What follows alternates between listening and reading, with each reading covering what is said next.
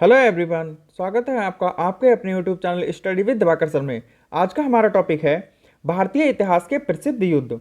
भारतीय इतिहास के कौन से प्रसिद्ध युद्ध हैं? जैसे कलिंग का युद्ध है, प्लासी का युद्ध है, बक्सर का युद्ध है और भी हाइडेस पेज का युद्ध है। और जितने भी युद्ध हैं जो इंपॉर्टेंट है, जो एग्जाम में मोस्टली पूछे जाते हैं, आज हम उनके बारे में पढ़ने वाले हैं। उससे पहले अगर आपने अभी तक हमारे चैनल सब्सक्राइब नहीं किया है तो चैनल को सब्सक्राइब करें और बेल आइकन को प्रेस करें, जिससे आने वाले वीडियो की नोटिफिकेशन आप तक पहुंच सके। और वीडियो को लाइक और शेयर करना ना भूलें। तो चलिए आज की क्लास शुरू करते हैं। इसमें पहला है हाइडे स्पीच का युद्ध। इसे हाइडे स्पीच का युद्ध नाम क्यों दिया गया? यूनानियों ने बेतस्ता नदी को हाइडे स्पीच कहा था, इसीलिए इसे हाइडे स्पीच का युद्ध किया गया। बेतस्ता नदी कौन सी है? जो वर्तमान में झेलम नदी है। झेलम नदी का पुराना नाम क्या है? बेतस्ता। 326 ईसा पूर्व सिकंदर और पोरस के बीच हाइडे स्पीच का युद्ध हुआ। सिकंदर एक यूनानी शासक था। यूनानी शासक फिलिप का पुत्र था। 323 बीसी में 33 वर्ष की आयु में बेबीलोन में इसकी मृत्यु हो गई। सिकंदर ने पोरस को पराजित किया था। इस युद्ध में सिकंदर ने पोरस को पराजित किया। सिकंदर ने 29 वर्ष की आयु में विश्व को जीता और विश्व विजेता कहलाया। पोरस जो था वो पौरव वंश का शासक था। अगला है कलिंग का युद्ध।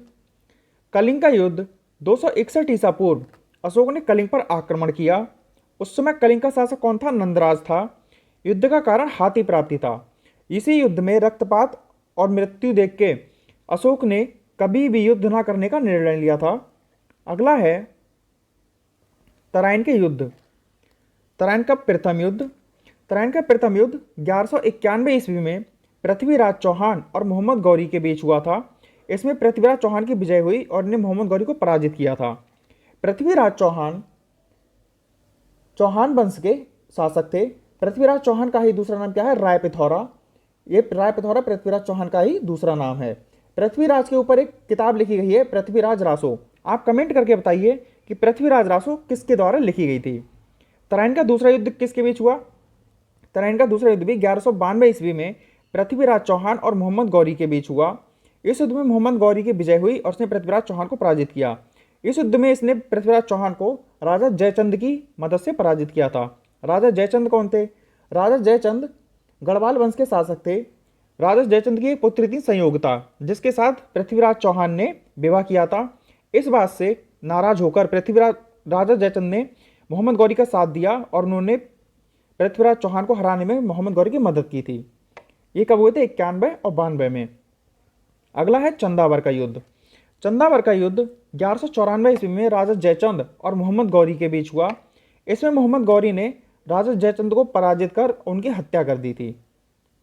नेक्स्ट है पानीपत के युद्ध। पानीपत का प्रथम युद्ध। पानीपत का पहला युद्ध 21 अप्रैल 1556 ईस्वी को बाबर और इब्राहिम लोदी के बीच हुआ था। इसमें बाबर ने लोदी की हत्या करके मुगल वंश की स्थापना की थी। ये ध्यान रखना, मुगल वंश की स्थापना कब की थी?